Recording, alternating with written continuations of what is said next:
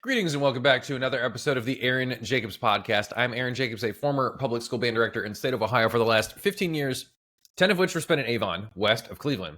I think something important happened this week. Can't put my finger on it.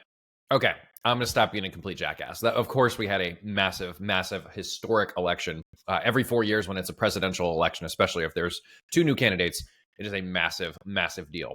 I posted on election day that I'm staying away from expressing a lot of political opinions on my social media platforms. And as I'm now building a platform to where I could potentially get into those things, I'm going to talk about why I'm not getting into a ton of my political opinions. There are some that I think are relevant to my current goals and what I want to really accomplish with my fitness coaching company and how the people that I want to help that are tangentially related to some political issues. For instance, how schools are set up, how the curriculum is set up, the burden that teachers face, and how those things are impacted by the funding of like big testing companies and all of that, which I have talked about on previous podcast episodes. But if it doesn't directly relate to who I'm trying to help the most, I'm probably not going to talk about it. And yes, everything is interconnected. There are obviously many layers to this. It's not such a black and white clear divide when it comes to talking about these issues. But the most immediate 3-foot view type of things that affect teachers on a day-to-day basis, those are things that I'm a little bit more comfortable talking about. And I'm going to talk about them not in terms of Republicans and Democrats, not in terms of particular candidates. But if you know me, you know where I tend to vote. If you've talked to me about anything, a little bit of a deeper discussion, you know how I tend to vote. And you know where I lean on a lot of issues. And because a lot of people are feeling hurt and scared this week, understandably, if you think a certain way, with Trump taking a pretty big victory, you have some fears around certain rights that are fueled by your life experiences, which are a huge influence on your political leanings, as well as some influence from media, whether that's social media, mainstream media, even cultural narratives. And there's some justifiable, understandable fear from a lot of people that I know personally. Being understanding of where people are at, I think, is incredibly important. If you do happen to be somebody who is a staunch conservative, staunch Republican, a huge Trump supporter, I would encourage people that fall into that camp not to gloat this week. I know it can be easy to do that, and certainly not to put people down for voting against you in your moment of supposed victory, because there's definitely a lot of, in America right now, it feels like the way we're divided is that when one party has a big victory, that a lot of people also feel like they just flat out lose, like their life is going to get worse.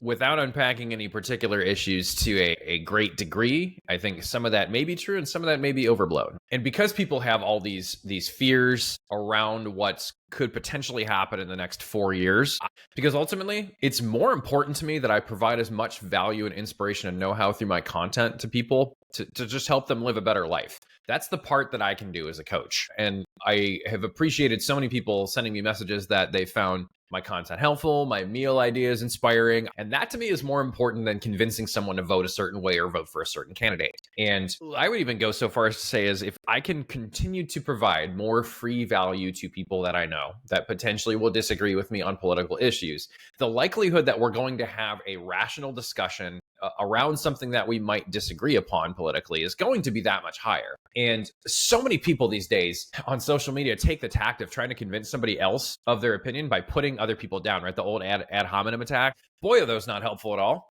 You're not convincing anybody of anything you think about if that's how you, if that my mindset has been to be helping people I know first and foremost. Guys, let me tell you right now, I've made $0 from the content I've posted. The content I'm posting out there is all like I don't make any money from it.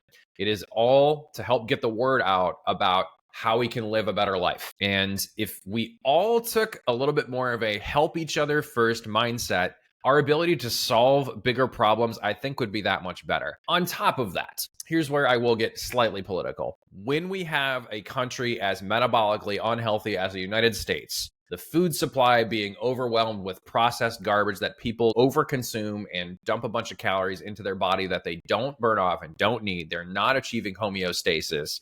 And so they gain weight. They are metabolically unhealthy. They're putting themselves on a path of chronic disease. How can we expect our brains and our minds to be healthy and work through complex issues with a rational amount of emotion through those more intense discussions around divisive issues? It's not going to happen while our country's this unhealthy, when we're one of the most obese countries on the planet, when we have the food supply that we have, just bombarded with a bunch of processed junk. If we can be a metabolically healthier country, no doubt our minds will work better when people just feel better and move better throughout their day. and are just generally happier through lifestyle changes? Do we not think that we can solve more of our problems regardless of whether or not I agree with the solution you propose? Can we at least say that we would have much better rational discussions around hot topics as a country, even if we radically disagree? I would venture to say yes. So my part in the whole political scene in America is just to help people get healthier. That is the mission.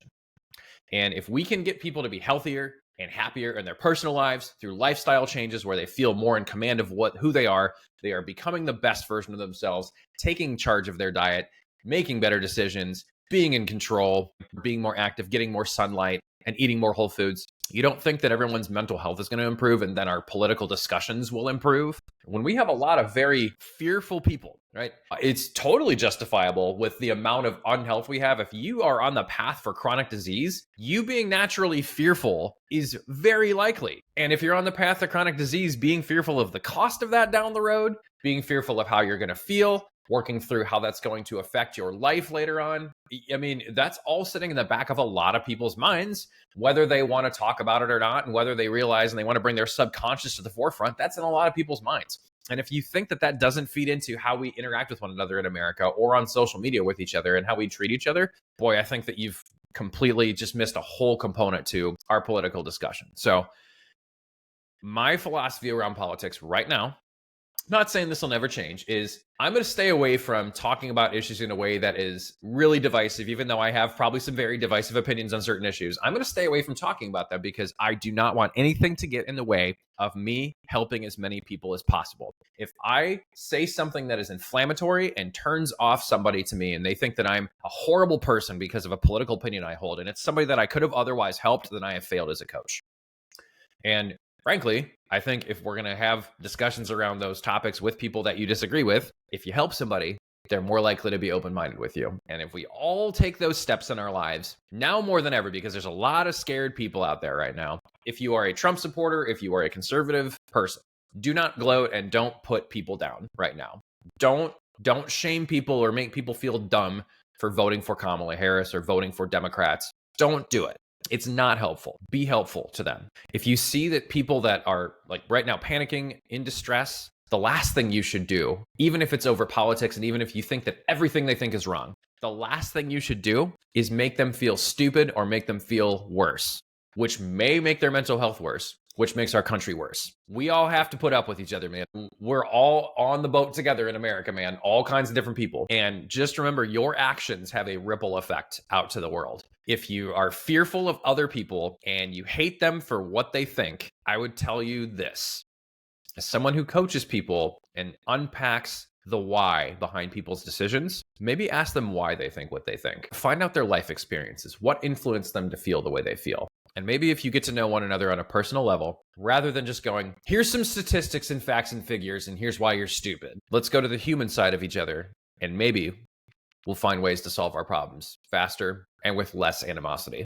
Thank you all very much for listening today to the Aaron Jacobs podcast. This is a primer on how I think for the next few years, we should try to mend our ability to discuss political issues. And I'll do my part as best I can, and I hope you do the same. Everyone, take care and be well.